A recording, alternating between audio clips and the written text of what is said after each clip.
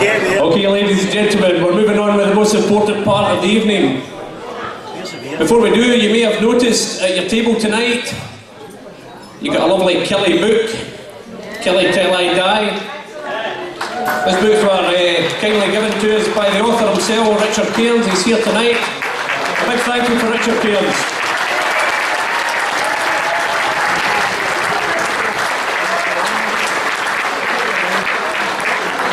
And now we move on to the first of our inductions to the Hall of Fame. It's now my great pleasure to ask onto the stage tonight our interviewer for tonight. He's going to do the Chick Young role, Mr. Raymond Montgomery. Now I've been asked to introduce Monty in the style of the TV programme Top Gear, where Jeremy Clarkson introduces the stick. Some say he's as strong as an ox. Just know he's clever. Mr. Raymond Montgomery!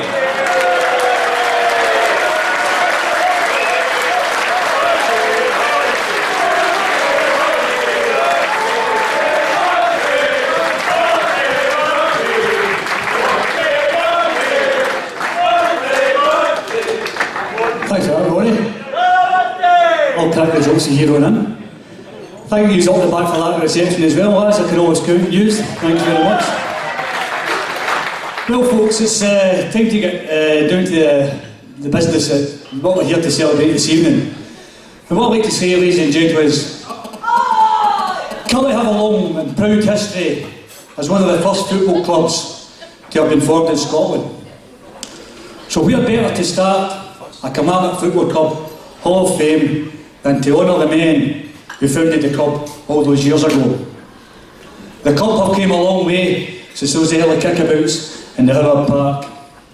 I'd now like to ask Hall of Fame Committee Chairman Ross Mathie to make a presentation to current Kilmarnock Football Club Chairman Michael Johnson, who will accept it on behalf of the football club.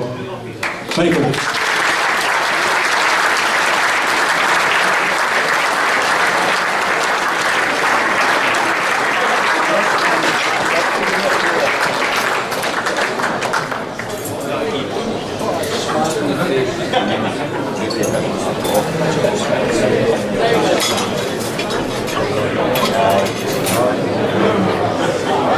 Don't drop it, Michael, no, don't drop it. The question here, Michael, I've put forward to us this evening. If it were at all possible for them to be here today, do you think the founding fathers would be impressed with the club and the standing in the game?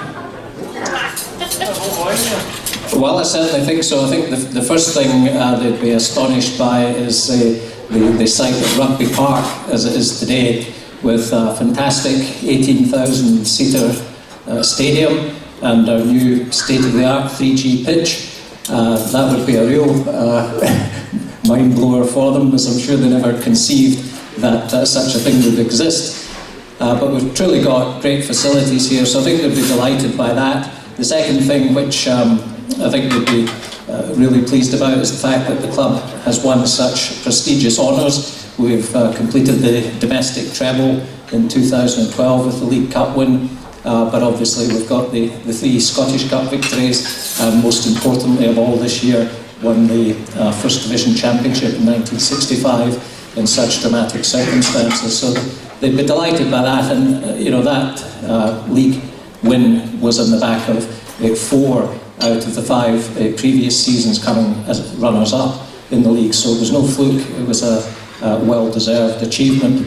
And the third thing, which I think they'd be delighted about, is that the club is still here, because there were so many football clubs and sporting clubs being formed around that time, many of them locally, but you know, throughout Great Britain there were football clubs being formed and they no longer exist. So I think the greatest achievement to all the directors, chairmen, players, managers, but most of all the supporters of the club, is that the club has kept going. It's the same legal entity, it's the same club in all respects as it was back in 1869 when the founding fathers started the club. So yes, I think they would be pleased to see that we're still here, still going strong in Kilmarnock.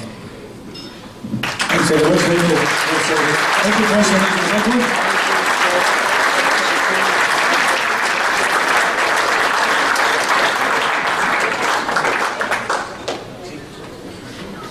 Everybody loves a goal scorer.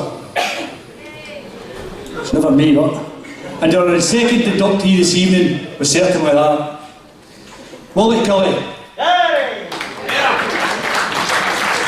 Scored a record 148 Scottish League goals for Killie, a record for the club. Couldn't buy that nowadays. I now ask Willie's grandson, Neil Meikle, to accept the award from the Hall of Fame committee member, Richard Cairns.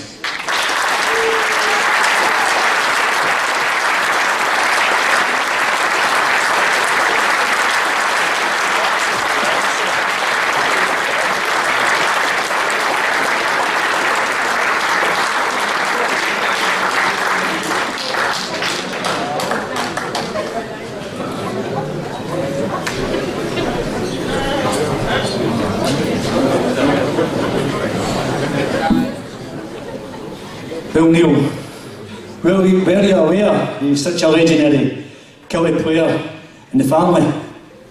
Well, football was always a major topic in the Culley household when I was growing up. I mean, my grandfather was 12 when I died, but when he died.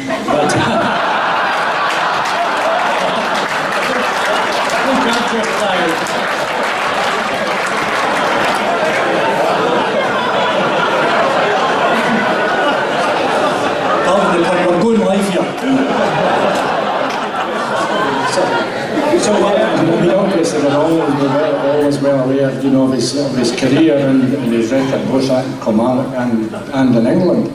And I've still got quite a bit of his memorabilia, including his Scottish Cup medal and Victory International medal in the house. Well done. Well done for you for keeping all those here. Thanks very much. Thank you, ladies and gentlemen.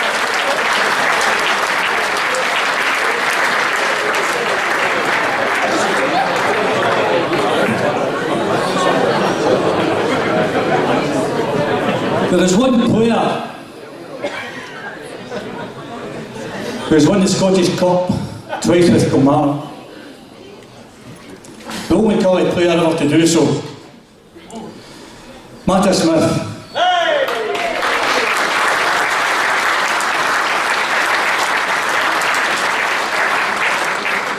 He gave great service to Kilmarnock Football Club, and this evening we salute his unique achievement. I now ask committee member Ian Dummigan to present the award to Matha's grandson, someone who also went on to play for Kilmarnock, as well as a number of other clubs, which I'll not mention. Don't take that one personal. Before becoming a media pundit and chief executive of the SFA, ladies and gentlemen, Gordon Smith.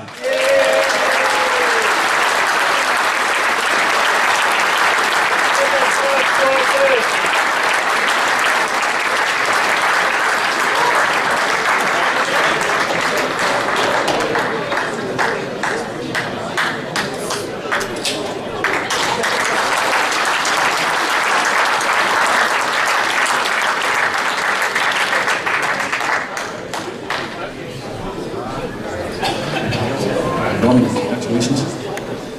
Gordon, your grandfather died before you were born, but you must have been very proud of him. Yes, grew up being told all about my grandpa, and it was fantastic. It was one of the things that gave me motivation to be a footballer, was the fact that somebody in my family had got to that level.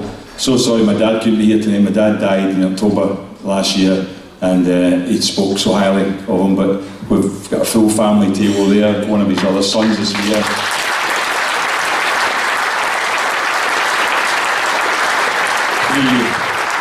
Three grandsons and well, a granddaughter as well. 2 grandsons and a granddaughter, and also great grandchildren here too. So the family are all here. That's how proud we are of what my grandpa achieved for Kilmarnock.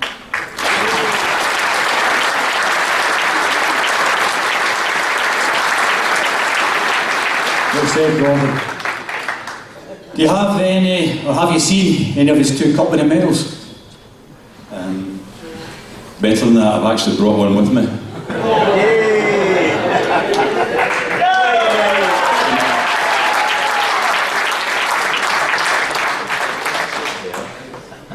This is it, folks. This was Scottish Cup 1929. Grandpa was captain, and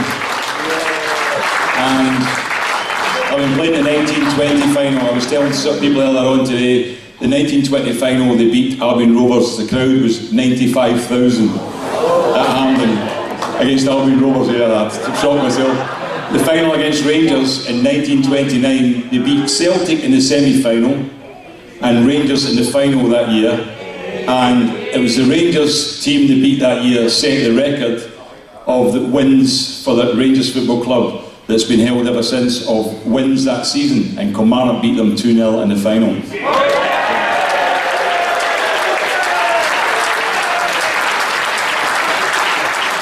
So that is a memento from that great occasion. And as I say, to be part of, Kilmarnock won 5 trophies in history, and the fact is, what's been fantastic, in fact, it's still to this day, my grandpa's the only guy that won 2. But it's great to see. I think this is marvellous that they've put on this tonight, this prize giving, and brought this sort of function forward, because I think it's tremendous that Kilmarnock now have a Hall of Fame. And it's great to see great legends here tonight of fantastic players from the past who have joined in, and the support who have been there. And it's also, I would say, fantastic to have the greatest player Kilmarnock have ever had here tonight as well, Tommy McLean. Yeah!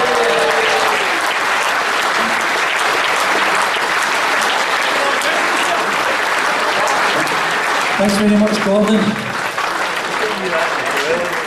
You can see, ladies and gentlemen, it's Gordon speaking with a lump in his throat there, so you can tell what his grandfather meant to Gordon. It's nice to see all the rest of the Smith family here tonight as well, ladies and gentlemen.